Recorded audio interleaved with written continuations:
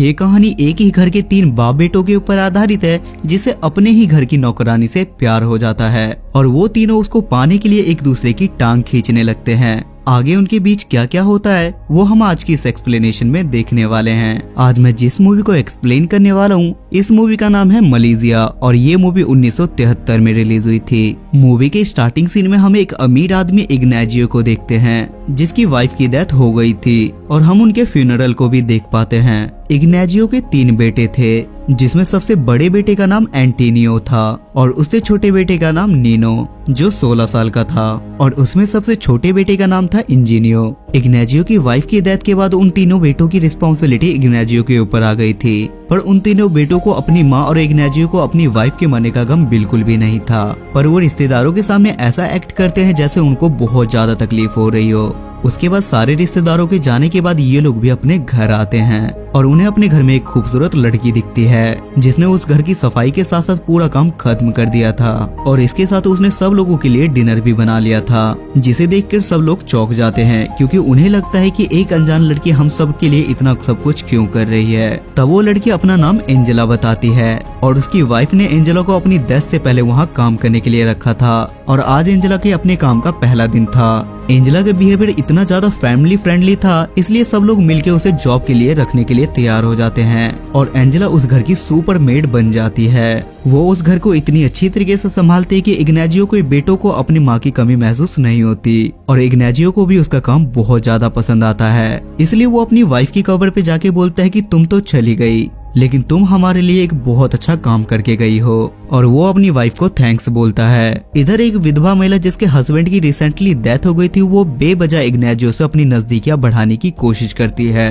ताकि वो उसके साथ शादी करके ऐशो आराम की जिंदगी जी सके क्योंकि इग्नाजियो एक बहुत बड़ा बिजनेसमैन था। अगले दिन एंजेला को अपने कपड़ों में से एक फूल मिलता है लेकिन एंजेला को ये नहीं पता था कि ये गुलाब का फूल उसके लिए किसने रखा है। लेकिन इस बात से एंजेला को कोई तकलीफ नहीं थी कि घर में कोई उसे पसंद करता है। अगले दिन इग्नाजियो का मंझला बेटा नीनो अपने दोस्तों के साथ फुटबॉल खेल रहा था और तभी अचानक से उसके पैर में कांच लग जाती है और घर आने पे एंजेला उसकी मरहम पट्टी करती है, पर नीनो उसको कुछ और ही समझ लेता है और अगले दिन वो अपने दोस्त के घर जाके अपने दोस्त से बोलता है कि एंजेला ने मेरी मरहम पट्टी की, जिसे सुनकर उसके दोस्त का भी स्पाइडरमैन खड़ा हो जाता है। जिस पर वो नीनो से बोलता है कि अगर तुमने मुझे एंजेला की झलक दिखलाई तो मैं भी तुम्हें अपनी बहन की झलक दिखलाऊंगा। जिसे सुनने के बाद नीनो को भी काफी मजा आ जाता है क्योंकि उसे बाय 1 गेट 1 फ्री का जो ऑफर मिल रहा था और वो बिल्कुल वैसा ही करता है। अगले दिन एंजेला को पता लगाना था कि रोज उसके लिए गुलाब का फूल कौन रख के जाता है और वो नीनो को ऐसा करते हुए देखती है, पर एंजेला को इस बात से कोई तकलीफ नहीं थी कि नीनो उसके लिए गुलाब का फूल रखता है और वो उसे पसंद करता है, बल्कि वो इस बात से बहुत ज्यादा खुश हो जाती है। उसके बाद नीनो हर रोज अपने दोस्त के घर जाने लगता है ताकि वो उसकी बहन के साथ कुत्ता डांस कर सके और नीनो के दोस्त की बहन भी उसके साथ मजे लेने लगती है, जिसपे नीनो अपने दोस्त को बताता है कि मैंने एंजेला की अनबॉक्सिंग कर दी, जिससे उसका दोस्त भी नीनो से एंजेला की स्पेसिफिकेशन के बारे में पूछता है क्योंकि उसमें उसे काफी मजा आ रहा था। इधर इग्नाजियो को एंजेला के साथ सबके साथ घुला मिला देख के उसके दिल में भी घंटी बजने लगती है और फर्स्ट टाइम उसे एंजेला का काम पसंद आया था और सेकंड टाइम में उसे पूरी एंजेला पसंद आने लगी थी। लेकिन उसका बड़ा बेटा एंटोनियो भी कुछ कम नहीं था और उसको भी एंजेला काफी पसंद थी। मतलब एंजेला को देख के तीनों बाप बेटों का स्पाइडरमैन बड़ा और खड़ा दोनों हो गया था। एक दिन एंजेला अपने काम से एक दिन के लिए छुट्टी लेती है, पर इग्नाजियो को लगता है कि शायद एंजेला अपने बॉयफ्रेंड से मिलने के लिए जा रही है, लेकिन एंजेला उसे क्लियर कर देती है कि मेरा कोई भी बॉयफ्रेंड नहीं है। बीएफ वाली बात सुन के इग्नाजियो को ऐसा लगता है कि जैसे दीपक कलाल को ढिंढोरा वाली लॉटरी लग गई हो और वो एंजेला से शादी करने का प्लान बनाता है। अगले दिन नीनो का बड़ा भाई एंजेला से मजे ले रहा था, तब नीनो उसका विरोध करता है जिसके कारण उन दोनों भाइयों में लड़ाई हो जाती है, जिस पर एंजेला उन्हें मना करती है लेकिन वो दोनों भाई नहीं मानते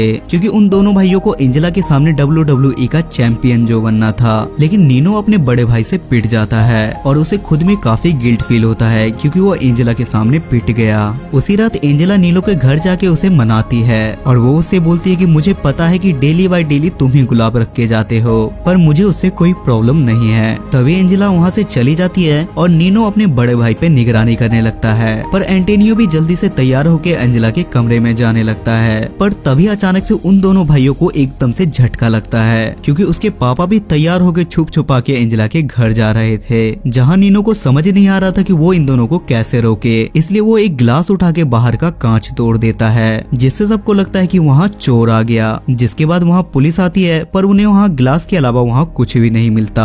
उसके बाद पुलिस वहाँ से जाने लगती है और इग्नेजियो को लगता है कि शायद ये काम मेरी वाइफ के स्पिरिट का हो सकता है, क्योंकि रात में इग्नेजियो एंजेला के पास रातें रंगीन करने के लिए जा रहा था। उसके बाद वो अपनी वाइफ के तस्वीर के पास जाके गुस्सा करने लगता है, जिस पर वो बोलता है कि तुम तो चली गई, लेकिन क्या मेरा मन नहीं करता लेने का, और बोलता है कि मरने के बाद भी तुम मुझे चैन से जीने नहीं दोगी। अगली सुबह इग्नेजियो एंजेला से अपनी शादी की बात करता है और नीनो भी ये सारी बातें सुन लेता है, जहाँ उसे पता चलता है कि एंजेला को भी इस शादी से कोई प्रॉब्लम नहीं है और वो भी इग्नेजियो को हाँ कर देती है। लेकिन इग्नेजियो के आगे अभी एक और प्रॉब्लम थी, क्योंकि उसे अपनी माँ से शादी के बारे में पूछना था। उसके अगले ही दिन इग्नेजियो अपनी पूरी फैमिली को लेकर अपनी माँ के पास गाँव पहुँचता है और अपनी माँ से एंजेला के बारे में बात करता है, जहाँ उसकी माँ उसे साफ मना कर देती है और बोलती है कि तुझे नौकरानी के अलावा और कोई लड़की नहीं मिली। नीनो भी चुपचाप से ये सारी बातें सुन रहा था और यहाँ उसके शैतानी दिमाग में एक आइडिया आता है कि वो इस शादी को कैसे रोक सकता है। और नीनो रात में अपने छोटे भाई को उठा के उसे प्यार से समझाता है कि कल रात माँ मेरे सपने में आई थी और वो बोल रही थी कि मेरा छोटा बेटा मुझसे प्यार नहीं करता